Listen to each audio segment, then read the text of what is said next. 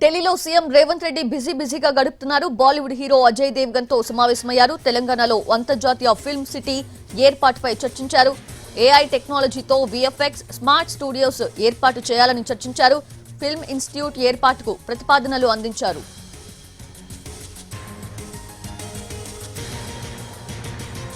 ఆయనతో పాటు India cricket మాజీ కెప్టెన్ కపిల్ దేవ్ తో తెలంగాణ సీఎం రేవంత్ రెడ్డి సమావేశమయ్యారు. హైదరాబాద్ లో స్పోర్ట్స్ యూనివర్సిటీ ఏర్పాటు సంబంధించి ఇద్దరి మధ్య కూడా చర్చ జరిగినట్లు తెలుస్తోంది.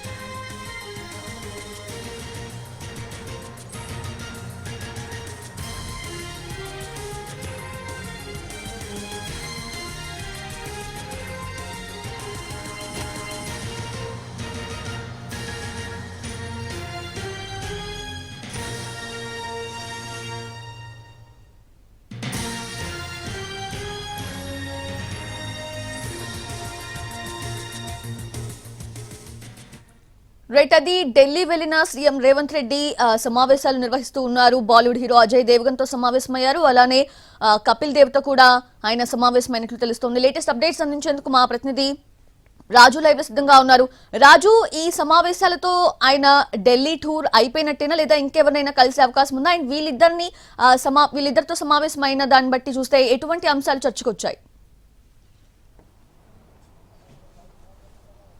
సౌజన్య, తెలంగాణకు సంబంధించి కొన్ని కీలక నిర్ణయాలు అయితే ఢిల్లీ వేదికగా జరిగే అవకాశాలు స్పష్టంగా కనిపిస్తున్నాయి. ఒకవైపు స్పోర్ట్స్, మరోవైపు సినిమా రంగానికి సంబంధించినటువంటి కీలక నిర్ణయాలపైన కీలక సమావేశాలు ప్రస్తుతం ఢిల్లీలో జరుగుతున్నాయి. ఈ రోజే కాదు, రేపు కూడా తెలంగాణ ముఖ్యమంత్రి రేవంత్ రెడ్డి ఢిల్లీలోనే ఉంటారు. మరికొంతమంది కేంద్ర మంత్రులతో కలిసి రాష్ట్రానికి సంబంధించినటువంటి పలు అంశాలపైన చర్చలు జరిపే అవకాశం కనిపిస్తుంది. అయితే ఈ రోజు జరిగినటువంటి సమావేశాన్ని చూస్తే మాత్రం మధ్యాహ్నం కేంద్ర క్రీడా శాఖ మంత్రి మన్సుఖ్ మాండవీయతో సమావేశమై తెలంగాణలో ఉన్నటువంటి క్రీడా పరిస్థితులు, అంతేకాదు రానున్నటువంటి జాతీయ అంతర్జాతీయ ఎటువంటి స్పోర్ట్స్ మీట్స్ అయినా సరే తెలంగాణలోనే ఏర్పాటు చేయాలి, అంతేకాదు ఈ క్రీడా వసతుల కోసం దాదాపు 100 కోట్ల రూపాయలను కేటాయించాలని చెప్పి కూడా ప్రత్యేకంగా కేంద్ర మంత్రిని కోరారు. ఇక ఆ తర్వాత నిజంగా చెప్పాలంటే దానికి కంటిన్యూస్ గానే ఇప్పటికే తెలంగాణలో ఒక స్పోర్ట్స్ యూనివర్సిటీని ఏర్పాటు చేయాలని చెప్పి గతం నుంచి పదే పలు సందర్భాల్లో కూడా తెలంగాణ ముఖ్యమంత్రి రేవంత్ రెడ్డి స్పష్టం చేశారు.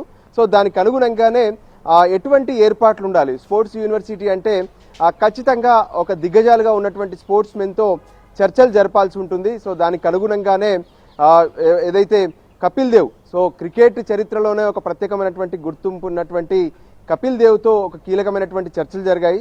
తెలంగాణలో ఏర్పాటు చేసేటటువంటి స్పోర్ట్స్ యూనివర్సిటీ, అంతేకాదు అక్కడ ఉన్నటువంటి వసతులు, ఇప్పటి వరకు తెలంగాణలో ఉన్నటువంటి పరిస్థితులు, సో వీటన్నిటిపైన కూడా చర్చించారు.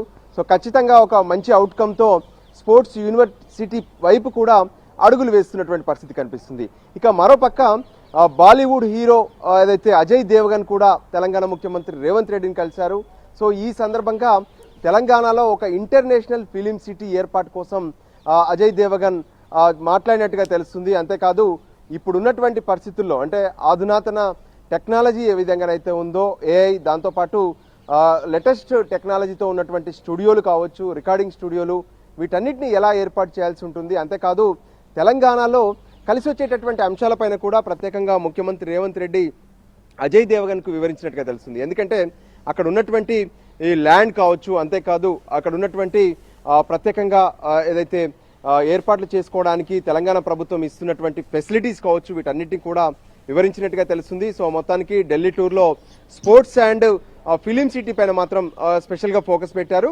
రేపు మరికొంతమంది కేంద్ర మంత్రులను కలిసి ప్రత్యేకంగా తెలంగాణలో ఉన్నటువంటి మెట్రో ఫేజ్ 2 ప్రాజెక్ట్, దాంతోపాటు మూసీ రివర్కి సంబంధించినటువంటి పునర్జీవన ప్రాజెక్ట్ కోసం, మరోవైపు ఇతర అంటే ఎరువుల కొరత కావచ్చు, మరికొన్ని అంశాలపైన కూడా ప్రత్యేకంగా కేంద్ర మంత్రులతో కలిసి తెలంగాణ ముఖ్యమంత్రి రేవంత్ రెడ్డి చర్చించబోతున్నారు.